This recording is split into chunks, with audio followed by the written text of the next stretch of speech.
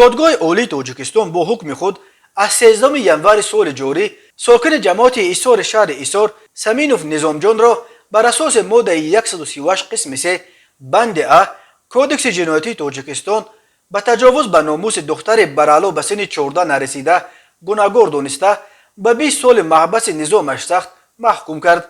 مرکز مطبوعات دادستانی کل تاجیکستان روز 31 ینور برخی جزئیات این پرونده را که تفتیش آن را دادستانی ایثار انجام داده است نشر کرد.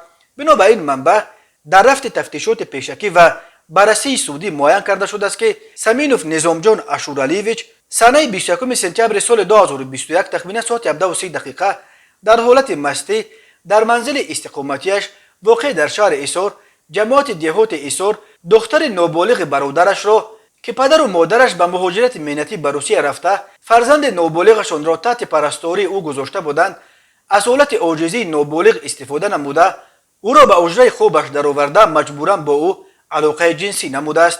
تفصیلات دیگر این پرونده نشر نشده است. نظر طرف محکوم شده و جبر دیده یا وکیلان آنها فعلا دسترس نیست. چند ساله بودن دختر جبر دیده نیز گفته نشده است. وقتهای آخر از تاجیکستان خبرهای زیادی درباره تجاوز به ناموس کودکان خردسال از جمله از جانب خویشاوندان نزدیک آنها به دست میرسد.